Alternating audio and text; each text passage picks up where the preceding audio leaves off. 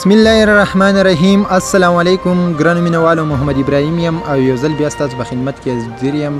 دې وخت کې تاسو ګورئ پیغمبر ټي وي. ګرانو کتونکو، ما سره یو شاعر موجود دی چې خپله شاعري لیکي او هغې یو کلام لیکلی دی د کرونا په باره کې. نو امید لرم چې ستاسو به ډېر زیات خوښ شي او د دغه شاعر سره تاسو میلاوو او دغه کلام به ترېنه هم اورو. السلام علیکم. د دې کتونکو سره ټولو نه اول خپل تعارف وکئ. وعلیکم سلام. زه یم اسلام الدین او زما تعلق ضلع باجوړ نه او زه ستاسو پیغام دیر ټي وي او د ابراهیم خان ډیره شکریا ادا کوم چې تاسو په دې لنډ تنګ وخت کې ماله دونه ټیم راکو او زه په خپل پروګرام حصہ جوړ کم او زه د دې ټولو مینوالو او کتونکو ډیره شکریا ادا کوم. ما دا کلام لیکلی دی، زه به تاسو ته در مخې ته کوم.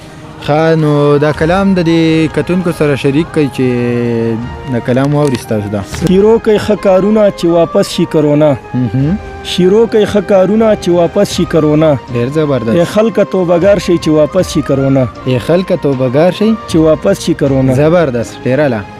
شیرو کوي ښه کارونه چې واپس شي کرونا، شیرو کوي ښه کارونه چې واپس شي کرونا.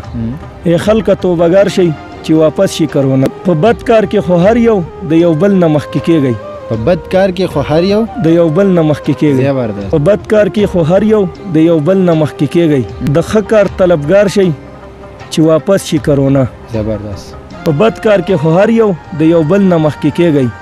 د ښه کار طلبګار شي چې واپس شي کرونا. زبردست. دا وخت دی بس الله ځان ناراضي کوي، دا وخت دی خو بس الله ځان ناراضي کوي، دا وخت دی خو بس الله ځان ناراضي کوي. شیرو په استغفار کوي چې واپس شي کرونا. زبردست. شیرو په استغفار کوي چې واپس شي کرونا. کو ډیر زیات مالدار شي نو قبر ته وړې نه شي.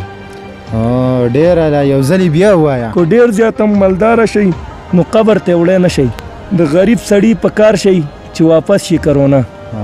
د غریب سړی په کار شي چې واپس شي کرونا. نبی چې څه وهلي په هغې هم لږ عمل کړئ. زبردست. نبی چې څه وهلي په هغې هم لږ عمل کړئ. الله تم په سجده شي چې واپس شي کرونا. ډیره لا. الله تم په سجده شي چې واپس شي کرونا. ډیره لا ډیره لا. د مرګ څه پته لګي چې په کم وخت در لرا شي. یو ځلی بیا وای. د مرګ څه پته لګي چې په کم وخت در لرا شي. په یو ځل توبهګار شي چې واپس شي کرونا. په یو ځل توبهګار شي چې واپس شي کرونا. ډیره لا ډیر زبردست. امید لرم ګرانو کتونکو چې ستاسو به دا کلام ډیر زیات خوښ شوی او که چېرې تاسو زموږ د یوټیوب چینل پیغامدیر ټي وي سبسکرایب کړی نه نو زموږ د یوټیوب چینل پیغامدیر ټي وي سبسکرایب کړئ او د فیسبوک پیج ورسره هم لایک کړئ. انشاءالله تاسو ته به زموږ نوې ویډیوګانې راځي. د بل پروګرامه پورې خپل کوربه محمد ابراهیم او اسلام خان په دعاګانو کې یاد ساتئ. په لوی الله مسپارم، د لوی الله په امان.